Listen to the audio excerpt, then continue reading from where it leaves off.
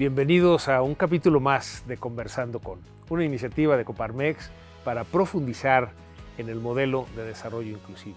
El día de hoy tenemos como invitado a Adrián Fernández, un experto en cambio climático. Adrián, bienvenido a este programa de Conversando con. Muchas gracias, José, por la invitación. Es un gusto estar con ustedes. Sí, a mí me gustaría empezar, Adrián, si nos platicas esta trayectoria que has tenido en el medio ambiente, en el cambio climático. ¿Cómo es que llegas? ¿Qué es lo que has hecho para que podamos de alguna manera iniciar esta conversación de la importancia de la sustentabilidad? Yo me formé como biólogo en una universidad pública mexicana, en la Universidad Autónoma Metropolitana, por allá en el campus Iztapalapa. Desde muy pequeño me gustaba la naturaleza, los animalitos, y dije, yo quiero ser biólogo. Después trabajé algunos años en México, en el gobierno federal, en una posición muy modesta, como un recién egresado, y después decidí irme a estudiar al extranjero. Me fui, tuve la oportunidad de conseguir una beca para estudiar una maestría en el Reino Unido. Fui al Colegio Imperial a hacer una maestría en tecnología ambiental. Yo le estaba pasando muy bien, había que estudiar, pero también había que hacer otras cosas, y dije, me quedo al doctorado. Como iba bien en mis estudios, me invitó el Colegio Imperial a quedarme al doctorado. Hice mis estudios de doctorado sobre temas de contaminación del aire y su vínculo con la salud, esta interfase de los aspectos de ingeniería con aspectos de salud, de los impactos de la contaminación en la salud. Por ahí, terminando el doctorado, ya estaba yo planeando, me fui a Estados Unidos a hacer un postdoctorado a la Universidad de Harvard. Amablemente me invitaron y fui a dar por allá. Y cuando estaba allá, todavía trabajando temas de contaminación y salud, ahí quedé infectado por las políticas públicas. Ahí dije, la ciencia es muy importante, hay que hacer bien las cosas, la información, pero me empezó a llamar mucho la atención las políticas públicas. Me brinco rápidamente a mi regreso a México. Fui muy afortunado de ser invitado en aquel lejano 1995, muchos de quienes nos acompañan no habían nacido, por supuesto, invitado por la maestra Julia Carabias, que fue la primera secretaria de Medio Ambiente de México.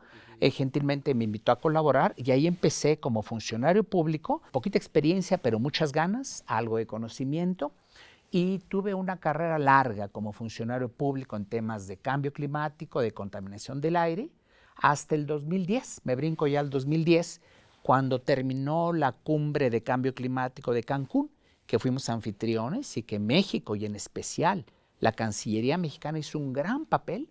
Terminando esa cumbre, yo dije, ya trabajé 17 años aquí, voy a otros sectores, y ahí empecé a trabajar con la filantropía internacional que trabaja precisamente cambio climático, y hoy tengo la fortuna de dirigir una institución que ayudamos a construir, Iniciativa Climática de México. Somos 40 y tantas personas tiempo completo. Con mucho, yo soy el más viejo de la institución. Después hay un gran brinco, como debe ser, generacional. Y todos mis compañeros y compañeras son muy calificados, todos tienen maestría, son bilingües y sobre todo un gran compromiso por trabajar por México desde el sector social. Sí, platícanos un poco qué es lo que hace esta fundación, esta iniciativa de cambio climático de México. Iniciativa Climática de México es, primero que nada, es una organización sin fines de lucro. También ya en cuanto a nuestros roles y actividades, somos, como mencionabas, una fundación. Damos donativos cada año, sobre todo a grupos de la sociedad civil que trabajan el tema de cambio climático desde diferentes ópticas. Por ejemplo, hay quienes hacen campañas para concientizar al público, para presionar a los gobiernos a que hagan más y más. Hay quienes trabajan de la mano con el sector privado y apoyamos al sector privado. Hemos financiado estudios, por ejemplo, para conocer los costos comparados de las diferentes energías, para, de la mano del sector privado, promover que las energías renovables vayan avanzando en México. También trabajamos con grupos de jóvenes, y aquí viene un primer comercial. En los últimos 2 años hemos ayudado a la creación de 5 o 6 nuevos grupos de jóvenes que son activistas ambientales, ya hacen grandes cosas desde universidades públicas y privadas, y algunos de ellos se han acercado y nos dicen, ayúdenos a constituirnos legalmente como una organización civil sin fines de lucro. Los orientamos, los apoyamos, los financiamos y continúan con esa vocación que algunos quieren tener de sumarse a empujar estas agendas tan importantes para México. Con respecto a estos compromisos de cuidado del medio ambiente, ¿cómo estamos en México? Hemos estado en los últimos años en una montaña rusa, por así decirlo. México, en el tema en particular de cambio climático, tenía un prestigio, la verdad, desde hace 25, 30 años, porque México, un país con una economía emergente, al igual que Sudáfrica, Indonesia, Brasil, la India y otros, México fue de los primeros en este sector de desarrollo que tomó una posición proactiva, muy progresista, diciendo, a ver, no causamos la mayor parte del problema, pero podemos sumarnos a la solución. Entonces construimos un prestigio por esa posición y también porque México construyó hace 20 años capacidades técnicas e institucionales para hacer análisis y decirle al mundo, así está México en cambio climático, así están nuestras emisiones, así están las oportunidades de reducirlas, así podemos sumarnos a este esfuerzo global para combatir el cambio climático. Desafortunadamente, hace unos pocos años se dejó de lado el tema ambiental y el tema de cambio climático, se deterioraron las capacidades institucionales y también el papel de México a nivel mundial, diplomático, cayó estrepitosamente. México hoy sorprende un poco en el mundo porque no tenemos tanta presencia y porque México ya no está haciendo tanto la tarea. La tarea es cumplir con compromisos muy puntuales que tienen los países que firmaron o que firmamos el Acuerdo de París allá en el 2015. ¿Puedes platicar un poco de ese Acuerdo de París? ¿Qué nos comprometimos como México y cómo estamos con respecto al compromiso que asumimos? Como seguramente recuerdan, el Acuerdo de París firmado en el 2015 es un acuerdo que está sustentado por las Naciones Unidas, se desprende de la Convención Marco de Cambio Climático de la ONU y el acuerdo fue diseñado con el objetivo de intentar que se puedan contener las emisiones de los gases que están causando el cambio climático de manera que no pasemos 2 grados centígrados e idealmente no más de 1.5 grados. Eso dice el acuerdo, ese es su objetivo. Ahí se llamó a todos los países del mundo a que voluntariamente llegaran a la mesa a comprometerse. Y cada país eligió con cuánto podía contribuir a este esfuerzo global. Cada país se puso sus propias metas. Desafortunadamente, al día siguiente de la firma del acuerdo, cuando se hacen los análisis prácticamente, ¿para qué nos alcanzan las metas que 190 y tantos países hicieron? Nos quedábamos lejísimos de lo que la ciencia nos decía. Y pocos años después de 2015, que se firmó el acuerdo, 2018, los científicos del mundo publican un reporte sensacional que se llama el reporte del 1.5, para contestar la pregunta. A ver, nos dicen que tenemos que impedir que se rebase 1.5. Había que contestar la pregunta, ¿todavía se puede? En base a las leyes de la física, de la química, o nos estamos haciendo ya patos y sálvese quien pueda. La respuesta fue muy positiva. Nos dijeron los científicos, todavía se puede. Segunda pregunta, ¿qué hay que hacer? Agárrense. Había que reducir las emisiones a la mitad en todo el mundo en esta década, y ahí viene lo peor. Para el 2050 había que seguir bajando hasta llegar a 0 emisiones netas. Eso dice la ciencia. Eso se requiere si queremos salvar al planeta. Hoy afortunadamente es, al menos conceptualmente, aceptado por todo el mundo, pero vamos muy despacio, muy despacio. Vamos apuntando para más de 2,5 grados centígrados de calentamiento. ¿Esto es algo que sucede en México o que sucede en todo el mundo, este descuido o la lentitud para avanzar, para hacer lo que se tiene que hacer? Qué buena pregunta, José. Mira, podemos poner 2 o 3 ejemplos para ilustrar qué está pasando. En el momento en que todos los países del mundo aceptan que ese es el objetivo a donde hay que llegar, algunos bloques de países se empiezan a mover rápido. Ejemplos, la Unión Europea, después de negociaciones internas entre todos sus países, introdujo legislación obligatoria que se llama el Nuevo Acuerdo Verde, ¿no? El New Green Deal. Y esa ley, porque ya es ley en toda Europa, es la ruta que deben de seguir todos los países de la Unión Europea para bajar sus emisiones de tal manera que sí lleguen a cero emisiones al 2050. El presidente Biden También en Estados Unidos, casi milagrosamente, introdujo legislación obligatoria. No se llama ley de cambio climático, se llama un poco eufemísticamente la ley de reducción de la inflación, ¿no? El Inflation Reduction Act.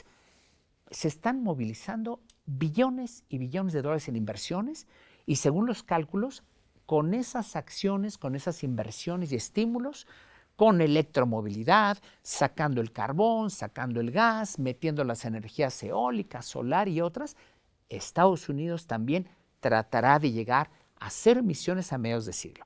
2 ejemplos rápidos más. China también hizo la tarea y dijo, a ver, el monstruo, China gigantesco, que hoy es quien tiene más emisiones, no históricamente acumuladas, pero sí hoy quien más emite. China dijo, ya revisé mi ruta y aún con las medidas más draconianas que yo puedo llegar a cero en el 2060. No es 2050, pero imagínense que todo China no emita nada en 2060, es un esfuerzo gigantesco. Hoy sabemos que China va a llegar antes, pero son cuidadosos culturalmente de no fallarle al mundo, pero van a hacer más esfuerzos. La India dijo, yo llego hasta el 2070, tengo grandes desafíos. México no le ha dicho al mundo cuándo va a llegar. Iniciativa Climática de México, otro comercial, hicimos la tarea para el gobierno y nuestros cálculos indican que México, si las políticas son las adecuadas, y ahorita hablamos qué se necesita, porque el gobierno no puede solo, necesita al sector privado y al sector social. México podría llegar por ahí del 2060, que sería maravilloso, pero ahorita seguimos hablando de qué se necesita. Sí, sabemos, Adrián, que has ayudado a varios gobiernos para hacer estos planes de atención al cambio climático. ¿Nos podrías platicar un poco en qué consisten estos planes, darnos a lo mejor alguna referencia de qué significa ahora sí que para el ciudadano de a pie estas iniciativas? ¿Qué cambios vienen para el ciudadano? Con mucho gusto. Decíamos hace un rato que cada país tiene compromisos que ellos propios eligieron ante el Acuerdo de París. Esos compromisos tienen un nombre peculiar, se llaman contribuciones nacionalmente determinadas, ¿no? Y son metas cuantitativas. Voy a bajar tanto mis emisiones antes del 2030. Ahora bien, cada país tiene una especie de huella digital de cómo emite, en qué sectores, porque deforesta sus bosques, porque quema mucho carbón, mucho combustóleo, porque tiene muchos vehículos a diésel. Cada país tiene su huella digital de emisiones. Vamos con México. México tiene, igual que otros países, 2 grandes sectores que emiten contaminantes. El sector de generación de electricidad, porque usamos carbón, combustóleo, gas. Hay que eliminar lo más rápido que se puede eso y meter energías renovables, eólica, solar, baterías, etc. Bueno, es un primer sector. Y otro sector importantísimo es el de movilidad y transporte. ¿Por qué estoy comentando esto de los sectores que son los que más emiten? Porque entonces cuando vamos a ver el país, ¿quién es responsable de establecer políticas y medidas para bajar esas emisiones? Vemos que algunas son de carácter federal. Le toca al gobierno nacional la generación de electricidad, las normas, las leyes. Pero otras, los gobiernos subnacionales, los estados, los municipios, las ciudades, les toca a ellos bajar sus emisiones con un buen transporte público, con un diseño urbano sustentable, que no tenga tantas emisiones asociadas. Ahora bien, unos y otros hacen planes. El gobierno, ya lo dije, tiene que hacer planes que entrega internacionalmente. Los gobiernos subnacionales, demos el ejemplo, la Ciudad de México. Hace pocos años, con la actual candidata electa, la futura presidenta, elaboró su plan de acción climática, donde tuvimos el gusto de ayudarle. Trabajamos con todos los colores, sabores, partidos, como debe de ser, para avanzar. También hace poco al gobierno de Nuevo León, al actual gobierno de Nuevo León, le ayudamos a elaborar su plan de acción climática y ya se ve por ahí la tendencia a las grandes ciudades, porque no podemos trabajar con todos los estados y todas las ciudades, y próximamente cuando entre el nuevo gobierno en el estado de Jalisco y en la zona metropolitana de Guadalajara, del partido que sea, estaremos apoyando. Entonces, se está avanzando, pero el gran desafío en México y en otros países es la implementación. Ahí va la teoría, van los conceptos, van los análisis, pero implementar, que quiere decir vamos aplicando las acciones necesarias, significa romper inercias, cambiar muchas cosas y eso está costando trabajo. ¿Algún caso de éxito? En ese sí, cómo no. Bueno, hay varios en México y en el mundo, pero vamos con México. Hubo un experimento gubernamental e institucional que ya se hizo en México y que nos muestra que si las cosas se hacen bien, vamos para adelante, si se hacen mal, se detiene o vamos para atrás. La generación de electricidad. En el 2015 se publicó la Ley de Transición Energética aquí en México. Esa ley traía metas crecientes para las energías limpias en México, una obligación, pasó por el Congreso y como resultado de esa ley, el gobierno federal, estoy hablando del 2016, la anterior administración, inmediatamente en el 16 y 17 lanzó grandes subastas, invitando al sector privado y les puso el reto, quiero que propongan proyectos y que nos vendan a nosotros, gobierno, electricidad barata, porque el país necesita, no tengo el dinero para invertir, no tengo la tecnología, les pongo yo un estándar muy estricto de costos. El que me vende electricidad renovable barata, le voy a comprar. Se detonaron, José, docenas de proyectos en 3 grandes subastas, 2016 y 2017. Se demostró que gobierno, con reglas claras, invitando al sector privado, se destapó la inversión en parques eólicos y solares. Mira, hay un asunto del que se habla mucho. No es un asunto ideológico ni de gustos. En el mundo, en México y en el mundo, más del 80% de los recursos económicos los tiene el sector privado. No es que nos guste o no nos guste. Necesitamos invitar con reglas claras, con transparencia, con equidad, con honestidad, con certidumbre, a que vengan las inversiones privadas otra vez a México. Las necesitamos en vez de ahuyentarlas para que este sector y el empleo y otras cosas más que necesitamos vuelvan a funcionar.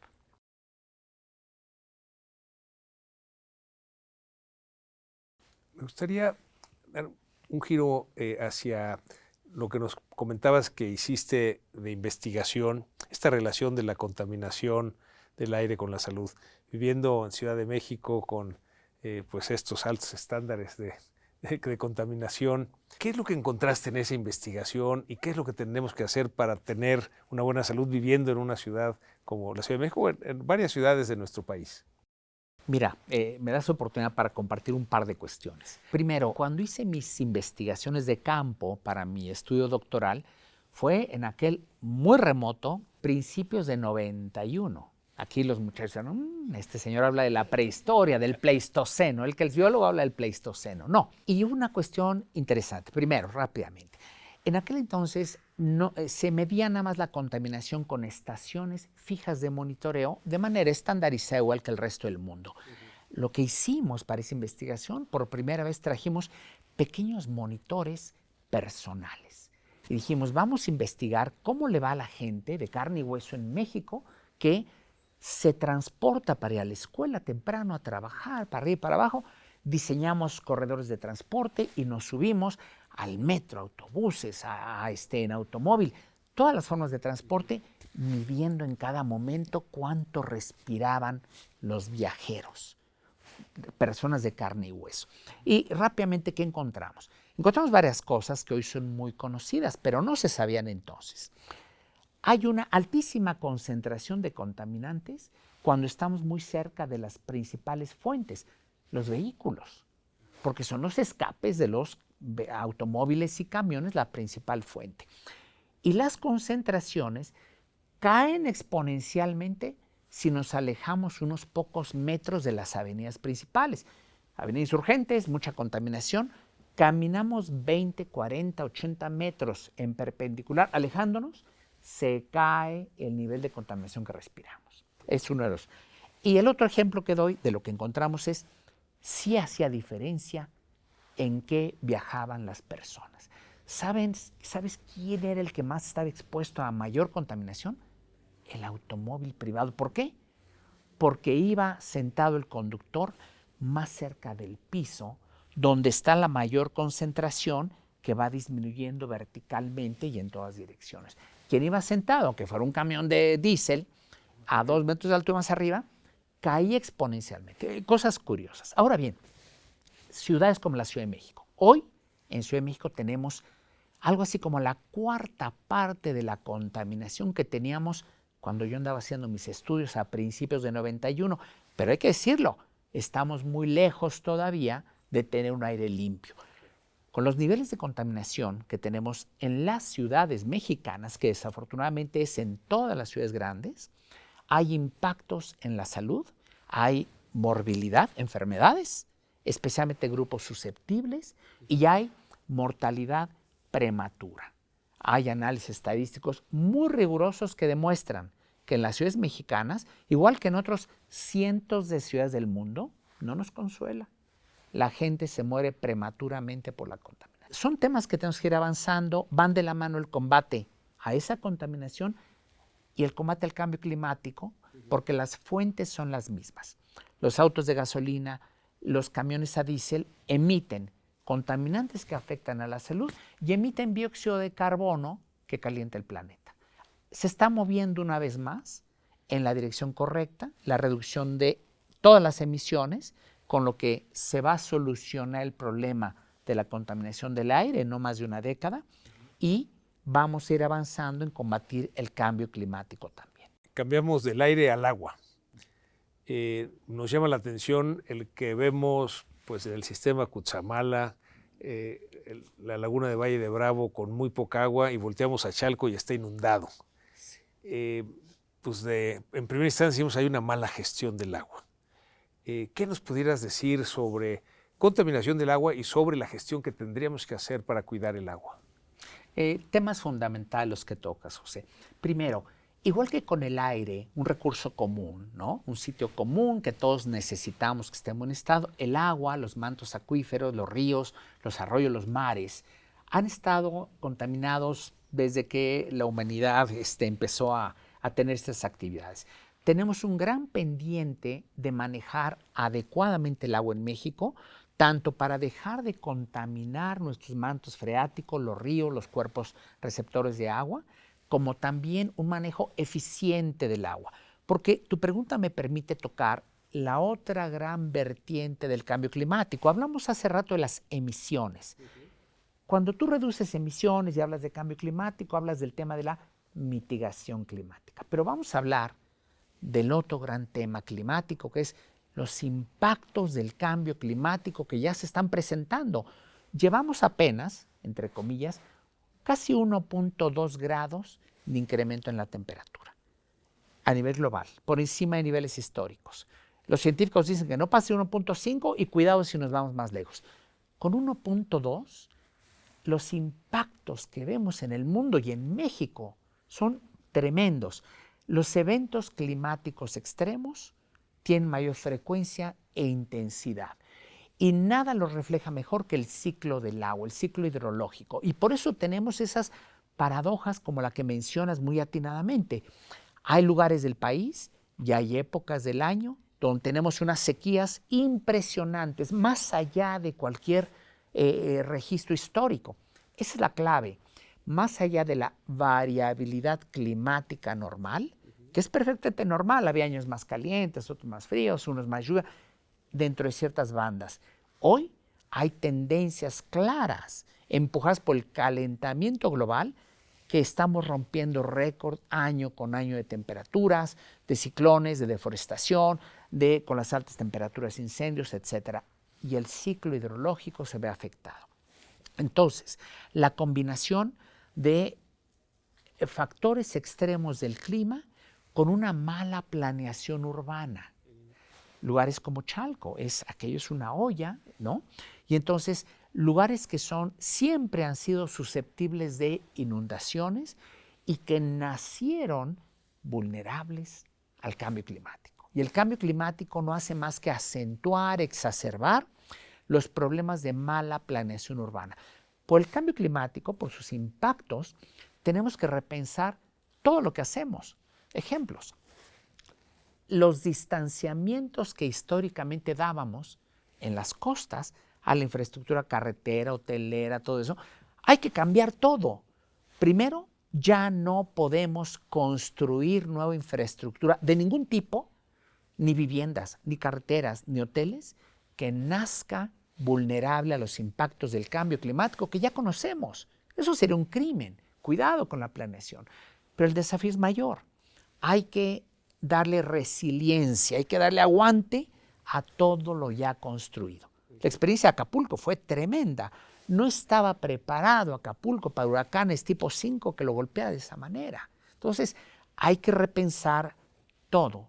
Hay que invertir en darle aguante, resiliencia a la infraestructura y no construir absolutamente nada más que por su sitio, por su climatología, vaya a estar con alta vulnerabilidad a los impactos del cambio climático. Ahorita que hablabas de Acapulco, el Otis, que fue devastador, algo de lo que decían es que en muy poco tiempo fue aumentando este grado y que eso se explica precisamente por el cambio climático. ¿Cómo está la relación? ¿Qué es lo que hace el cambio climático para que un huracán como Otis suba de categoría tan rápido y pues haga esa devastación que vimos en Acapulco y Costa de Guerrero? Es muy buen ejemplo, José. Mira, la versión 101, como dice, ¿no? de esta pregunta. Con el calentamiento global, bueno, con las emisiones crecientes, una mayor concentración de dióxido de carbono en la atmósfera, porque se emite y se queda ahí por cientos de años, y es como una cobija para el planeta. Entre más concentraciones de dióxido de carbono, más aumenta la temperatura de la atmósfera y con ella aumenta la temperatura del mar. Con el incremento de la temperatura del mar pasan muchas cosas, entre otras. Por el incremento de la temperatura del mar, sube el nivel del mar. Más allá de que también se están derritiendo los polos y aportan nuevos volúmenes de agua, también por pura expansión térmica de los océanos más calientes. Entonces, inundaciones de zonas costeras, etc. ¿Qué pasó con Otis? La energía de los huracanes tiene una relación directa, aunque no lineal, con la temperatura del agua. Entonces, en esa alberca que tenemos en el Golfo de México, una piscina maravillosa, calientita en términos relativos, hay ya ahora cada año momentos donde la temperatura del agua, sumada con otras condiciones meteorológicas, te hacen la tormenta perfecta. No había precedente lo que pasó en Acapulco. Eran ya tardísimo, las 7 de la noche de esa noche donde golpeó el huracán a la medianoche, a la 1 de la mañana, hasta las 7 de la noche el centro de huracanes de Miami, el más importante del planeta, el más equipado, de pronto ve lo que está pasando y dice, hasta las 7 de la noche, no lo dijo a las 2 de la tarde, se están generando condiciones, usan la palabra de pesadilla, así lo dicen. Okay. Y estimamos que hacia la medianoche golpeará la zona de Acapulco un huracán de nivel 5. Una cosa nunca vista, nadie lo pronosticó en ninguna parte del mundo, es la nueva normalidad. Ese tipo de cosas van a estar ocurriendo y si tenemos 1 o 2 acapulcazos de esos cada año, no va a tener ningún país recursos que se le van a ir tan solo en levantarse del suelo literalmente. Entonces, tenemos que trabajar con urgencia otra vez en las 2 grandes vertientes. Toda la comunidad mundial, cerremos ya de las emisiones. Cada persona puede hacer cosas. Y del otro lado, ya están los impactos. Hay que usar la inteligencia y el conocimiento científico para adaptarnos a los impactos inevitables que ya están aquí. Hay algo que nos dicen las empresas internacionales que quieren venir a invertir a México, además de buscar certeza jurídica, además de buscar seguridad, dicen que quieren energía limpia que esté disponible. ¿Qué es lo que tenemos que hacer como país para poder ofrecer energía limpia? ¿Tenemos las condiciones para generarla? ¿Qué es lo que hace falta? Mira, José, México es un país tan afortunado. En décadas pasadas, si fuera un juego de póker, los comodines era el petróleo, el gas, y teníamos pero montones de comodines. Si lo aprovechamos o no de los 70s para acá es otra pregunta. Cambia el juego, cambian las reglas y dicen, y ahora los comodines son la energía solar y la eólica. ¿Y qué crees? México tiene varias veces mayor recurso por unidad de superficie que los europeos. Los europeos ya quisiera Alemania, Francia y otros tener la calidad de los recursos solares y eólicos que tiene México. ¿Eso qué hace? Que esas energías sean muy competitivas. Sin ninguna duda, lo más barato, lo que más le conviene a México es invertir y dejar que invierta también el sector privado en energía eólica y solar y como ya las normas internacionales. Hablas de compañías internacionales, por ejemplo, que les interesa aumentar su producción en México o relocalizarse a México para exportar al mercado más grande del mundo, Estados Unidos, pero necesitan, como tú muy bien señalas, tener la certeza que van a tener un acceso continuo, confiable, energía barata y limpia. ¿Por qué limpia? Porque hay una cosa que se conoce como la huella de carbono.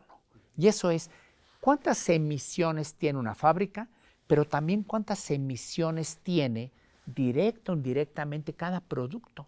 Un automóvil que se produzca en Tamaulipas, en una fábrica, un automóvil eléctrico. Sí, eléctrico, pero cuando tú lo fabricas hay que meter mucha energía. ¿De dónde viene la energía?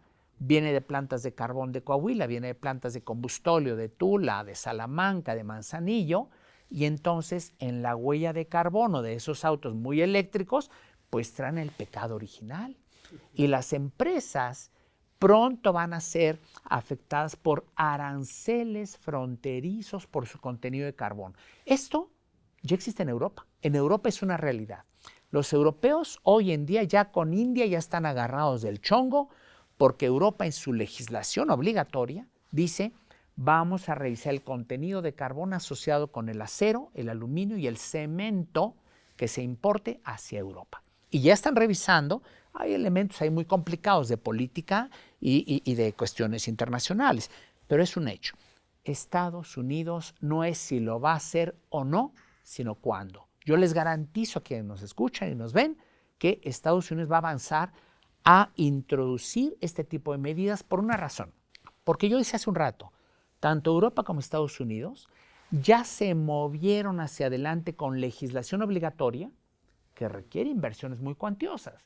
No quieren que en el futuro haya competencia desleal de unos que produzcan acero, cemento, aluminio con tecnologías obsoletas, emitiendo y contaminando el planeta y te vendo barato porque no invierto y le pego a mis productores nacionales.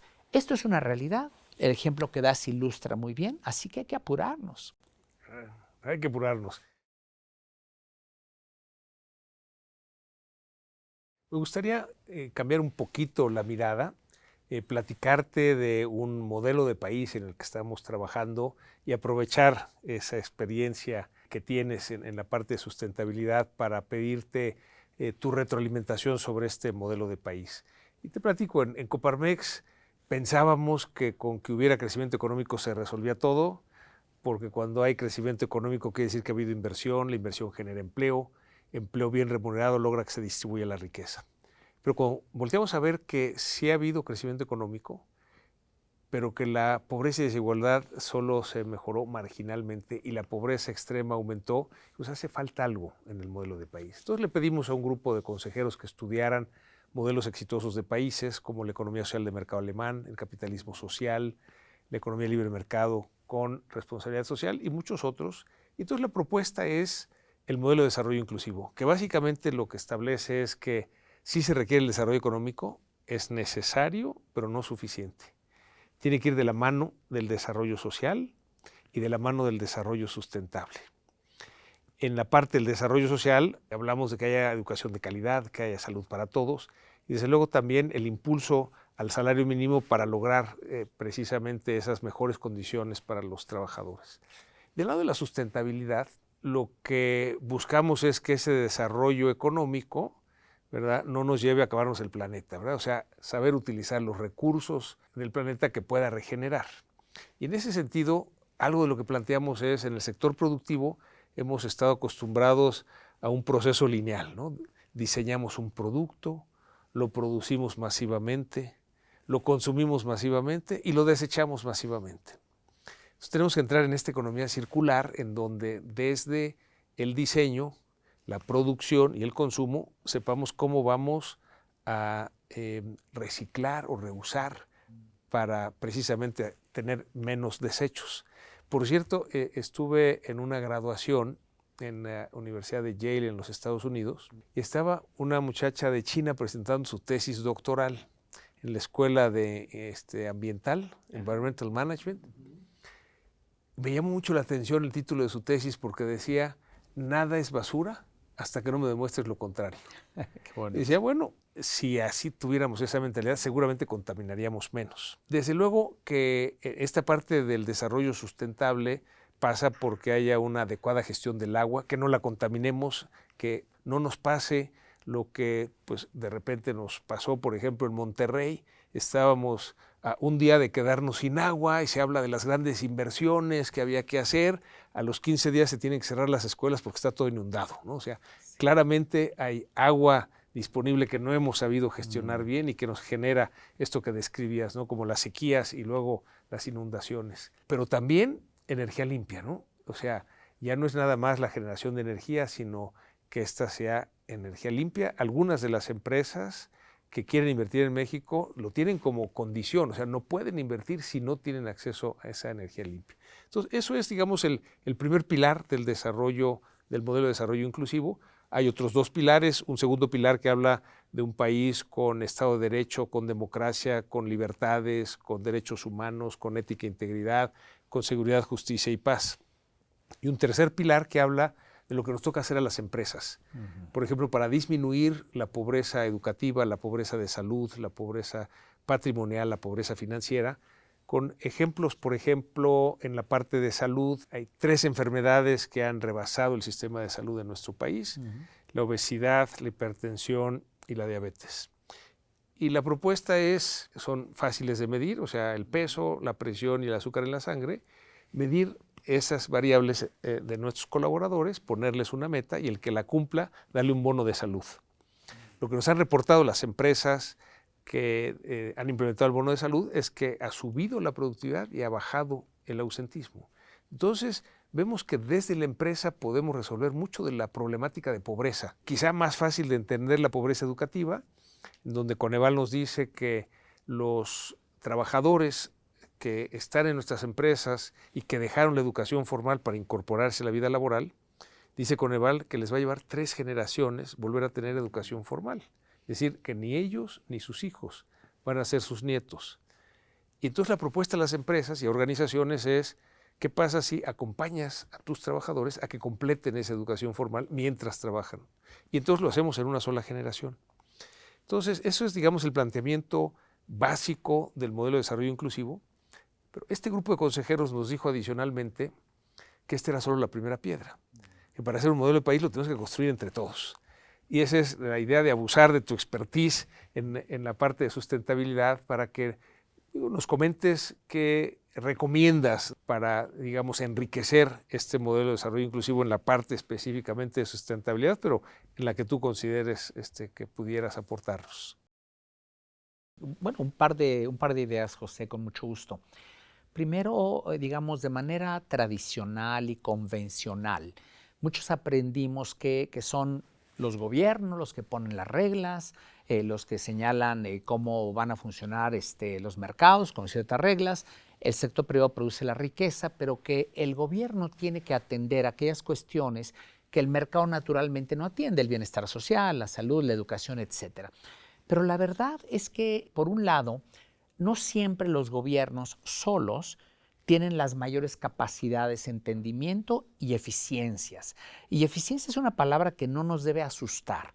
Por otro lado, el sector privado, quizá una de las principales variables que por naturaleza tiene que tomar en cuenta es la eficiencia, porque se trata de generar dividendos, de que sea rentable, y ahí hay que ver las eficiencias, ahí no puede desperdiciarse nada. Yo creo que en los últimos años estamos viendo en el mundo, y ojalá en México se incremente más y más, alianzas virtuosas entre gobierno y empresarios. ¿Por qué? Porque incluso para atender estos sectores como el bienestar, el combate a la pobreza, la educación de calidad, la salud, etcétera, yo creo que son los modelos mixtos los que mejor funcionan. Las cosas que el Estado, el gobierno sepa hacer bien, que lo haga, y que facilite y trabaje de la mano constructiva y respetuosamente con el sector privado para que los beneficiados sea la población en su conjunto.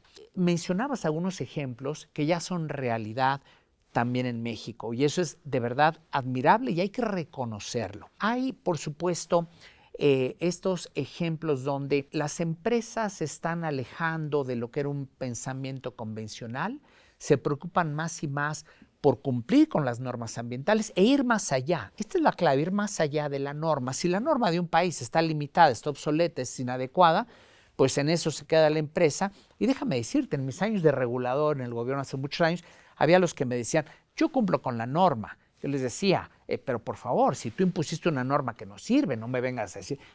Ha cambiado eso mucho. Hoy, como en los ejemplos que dabas, se reconoce que un trabajador contento, un trabajador sano, tiene mayor productividad, dura más tiempo, no se está cambiando y todos ganan. Y yo diría que desde la óptica social, que haya un mayor bienestar y prosperidad para la mayor parte de los trabajadores, ¿por qué tendría que estar peleado con que los empresarios, los inversionistas, los que toman el riesgo, que tengan dividendos y que hagan dinero? Eso no tiene nada de malo si van a ser palancas, no solo de desarrollo económico, sino de jalar la movilidad social para que haya más prosperidad compartida. Entonces, ya está demostrado, los países que de verdad se despegan y avanzan en esto de la equidad, el acceso a todos los satisfactores para la mayoría, son aquellos donde trabajan de la mano gobierno y sector privado. Ojalá que el gobierno reconozca, y entiendo esto, que se deje de tabús, de cuestiones que realmente solo afectan a la mayor parte de los mexicanos y que rediseñemos un nuevo México. Yo creo que los empresarios están listos también. Han evolucionado muchísimo y la mayor parte de las empresas serias, competitivas, están listas para desarrollar estos nuevos contratos sociales, pero necesitan la certidumbre de un gobierno competente, responsable, que cumpla con la legalidad, etc. Yo estoy muy entusiasta. Tenemos grandes posibilidades en México de que esto ocurra en lo social y en lo que tú dices, en lo ambiental también. Ocurre exactamente lo mismo. Ya no hay otra alternativa más que para las empresas ser limpias y descarbonizadas, que no tengan emisiones si quieren seguir compitiendo en el mundo. Pero no la pueden hacer solas, necesitan un marco normativo, regulatorio, claro, que ellos puedan planear y que tengan la certidumbre, ¿no? Que estén jugando la ruleta rusa de que les cambien las reglas con frecuencia, ¿no? Interesante lo que nos compartes y efectivamente hemos visto cómo se empieza a ver una medición diferente de las empresas. Ya no nada más los estados financieros que reflejan cuál es el resultado económico de la empresa, sino, digamos, un estado paralelo de cuál es el efecto climático de las acciones de la empresa y otro estado que refleje cuáles son las acciones sociales, cuáles son las acciones en la comunidad.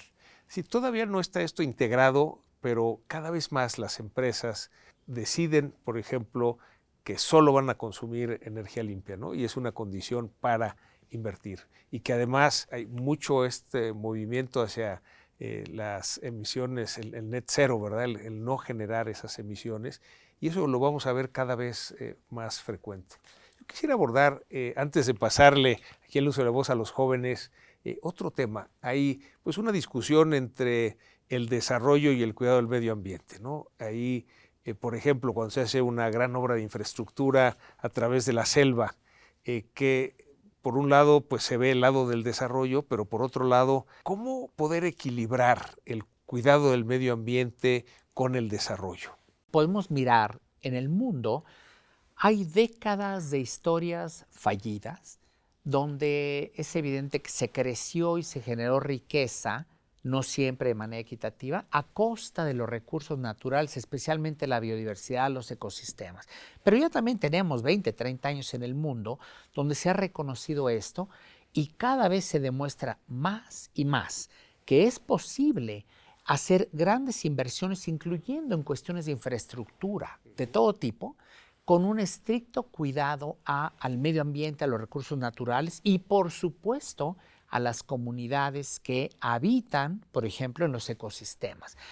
Sí se puede y está demostrado. Ahora, la cosa se pone más interesante porque hay líneas de pensamiento y de personas muy serias en Europa, en el Reino Unido en particular, que hablan de invitar a la reflexión, esto va a sonar un poco exótico, de casos donde se pueda tener prosperidad sin crecimiento. Y es el replantear totalmente cuestiones como los niveles de consumo. Necesitamos tener 20 zapatos, 40 de estos, 30 del otro, y que estemos en esos ciclos que tú mencionabas de utilizar recursos, usar algo y desperdiciar cosas solo porque es una maquinaria que sí genera empleo, que consume recursos y que va dejando en el camino muchas externalidades, impactos negativos hacia afuera, ambientales, sociales, etcétera. Entonces, la reflexión es cómo podemos irnos moviendo poco a poco en el mundo hacia consumir diferentes tipos de cosas. Por ejemplo, hay quien decía, está bien consumir, invertir, pero ¿en qué? El que tenga recursos, las personas que tienen solvencia económica, que son la minoría, pero que tienen recursos y que tienen la mayor huella de carbono, por cierto, pues que inviertan en autos eléctricos, en eficiencia de sus casas, en calentadores del agua también solares, que inviertan en que vayan avanzando rápidamente a ellos convertirse en cero emisiones. Invertir en esos sectores y tecnologías genera empleo. No invertir en sacar más carbón, no invertir en perpetuar el uso del gas, no invertir en automóviles a combustión interna, tratar de, en la parte de movilidad se habla mucho de, hay que hacer 3 cosas, hay que evitar viajes, y aquí queda tarea para todos nosotros. ¿Hay algunos viajes que podemos evitar o no? Segundo, podemos cambiar viajes que hacemos en nuestro vehículo privado, los que lo tengan, podemos cambiarlo a otra forma de transporte. Y tercero, hay que mejorar los viajes y por supuesto mejorar muchísimo el transporte público en las ciudades del mundo para que sean opciones adecuadas, factibles para todos. Un país desarrollado no es aquel en donde todos sus ciudadanos se mueven en automóvil privado, unos nuevos, unos eléctricos y unos carcachas, autochocolates que llegan por cientos de miles. No, un país desarrollado es donde todos tienen la opción, ricos y pobres, de moverse en transporte público, limpio, no contaminante. Oh, maravilloso, eso quisiéramos. Eso quisiéramos. Tener ese transporte público para todos. Pero también en lo que comentas de no hacer viajes, lo conecto con lo que la pandemia nos enseñó, que podemos hacer trabajo remoto. El trabajo dejó de ser ir a una oficina y estar 8 horas de manera presencial a trabajar desde donde estemos de manera remota, y entonces pues cambia también la medición de ese trabajo. Ahora se miden los resultados, ya no es estar físicamente en un lugar. Pero qué interesante esta reflexión de viajar menos, no viajar o viajar diferente.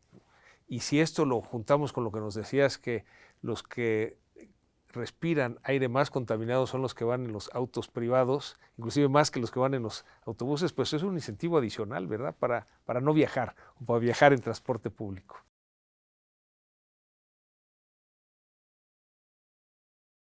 Bueno, si te parece, Adrián, les pasamos el micrófono a los jóvenes. ¿Qué preguntas tienen? Si se dicen su nombre y la pregunta. Sí, claro. Primero, buenas tardes. Mi nombre es Omar Ayala y quisiera hacerle la pregunta sobre, usted hablaba sobre el tratado en París, de que México tenía que llegar a cero. Oficialmente no ha dado una respuesta sobre el año al que tiene que llegar y mi pregunta es, ¿cuáles serían las consecuencias o alguna multa de no llegar a ese año que decían, el 2060? Muy buena pregunta que nos invita a la reflexión de si el Acuerdo de París tiene dientes o no, como dicen los abogados. No hay sanciones todavía de carácter obligatorio para quien no cumple, pero yo mencionaba el ejemplo de las barreras arancelarias que se van a empezar a poner. Y hay, afortunadamente, todo un esfuerzo de transparencia climática en el mundo. ¿Qué quiere decir?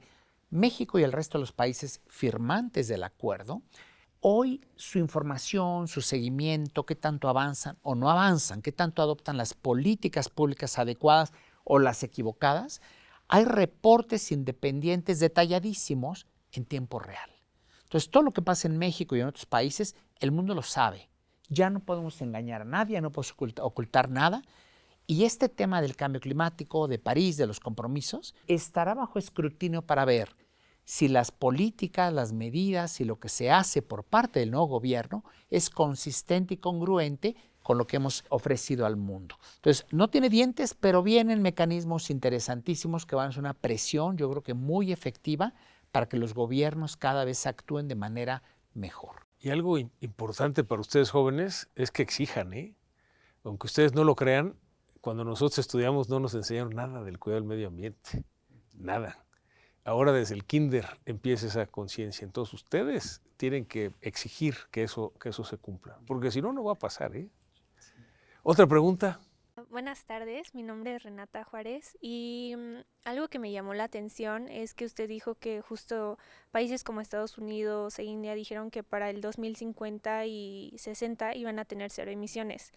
Sin embargo, creo que se ha escuchado mucho que tenemos hasta el 2030 para hacer algo por el planeta. Entonces, ¿qué va a pasar con el mundo justo si estos países dicen que hasta el 2060, pero tenemos hasta el 2030? Excelente pregunta.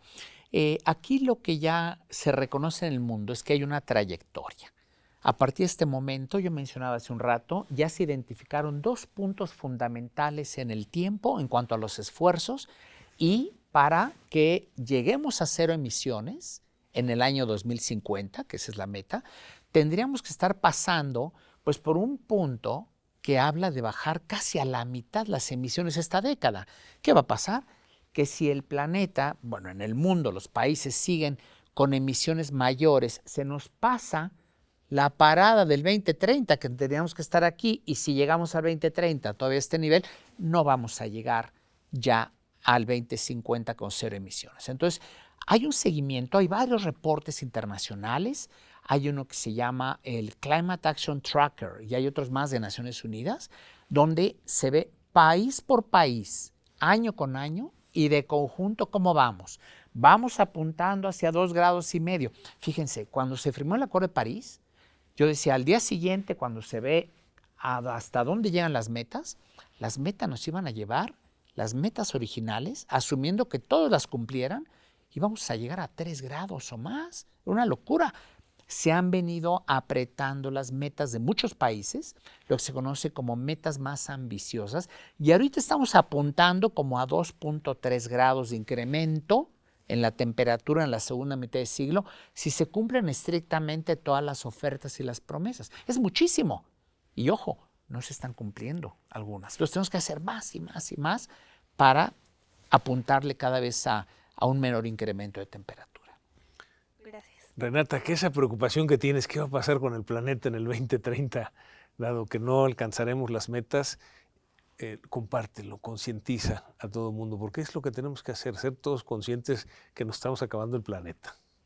Gracias. Adelante. Hola, buenas tardes. Soy Juan Paniagua y quería preguntarle, en el caso de México, de lo que había hablado del agua, ¿qué medidas debería tomar el gobierno para que se cuide más el agua? Porque pues hemos estado escuchando en las redes sociales desde hace muchos años que tiene que ver con las empresas que hacen refrescos, cervezas. Entonces yo creo que el problema es un poco más complejo. Entonces, como que podría comentarnos sobre ese tema. Sí, mira, voy a parafrasear algo que se usa de manera muy común. Yo creo que se necesitan 3 cosas. Eficiencia en el uso del agua, eficiencia en el uso del agua y eficiencia en el uso del agua. Y eso para todos, desde los individuos hasta las empresas. Hay en México y en el mundo algunas empresas que usan grandes volúmenes de agua y algunas que reciclan, reusan prácticamente toda esa agua. Entonces, no nos vayamos con la finta, una empresa refresquera o de otro sector no necesariamente va a tener ese gran volumen de consumo porque puede estar haciendo una serie de cosas para compensar, prácticamente neutralizar las cosas, ¿no? Y por otro lado, por ejemplo, en México, el sector que más utiliza agua es la agricultura. 70% del agua va a la agricultura. No estoy diciendo que no produzcamos alimento, pero saben ustedes que a su vez, dentro de la agricultura, la mayor parte del agua, ¿saben cómo le llaman al riego del agua? Agua rodada. ¿Por qué? Porque corre por canales de riego abiertos, totalmente ineficientes en medio del desierto, y se abren las llaves de agua que se saca masivamente de los mantos freáticos en una cuestión donde se aplica una tarifa histórica, la famosa tarifa 09, que es cuánto tendrían que pagar por la electricidad para bombear esa agua, para sacarle el manto freático e irrigar para producir alimentos. hay un gigantesco subsidio. Yo no digo que hay lugares y sectores donde hay que aplicar un subsidio, pero de manera inteligente. ¿Qué ha pasado con el agua? Si está ese subsidio, que significa que la electricidad para bombear es casi gratis, oye, pues me voy y me consigo la bomba más grande que me encuentre y le abro. Y si no me cuesta tampoco el agua prácticamente, pues ¿para qué construyo, para qué compro sistemas de riego eficientes? Entonces hay un montón de desincentivos.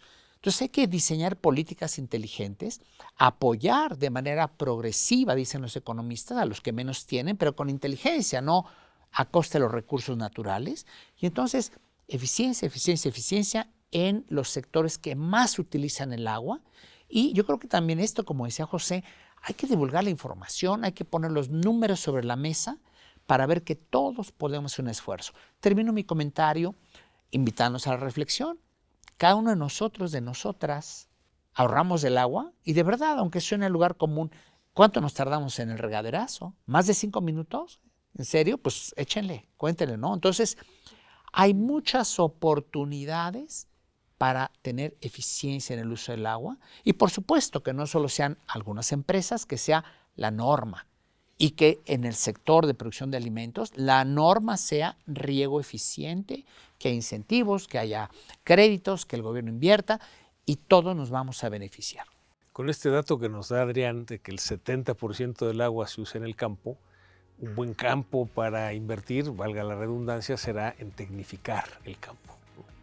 Y con eso, bueno, pues ahí está la mayor cantidad de agua, ¿no? que pudiéramos hacer uso eficiente. Pues muchas gracias, Adrián, por compartir con nosotros estos conceptos. Nos ayuda mucho a entender esto del cambio climático y todo lo que nos toca hacer en lo personal.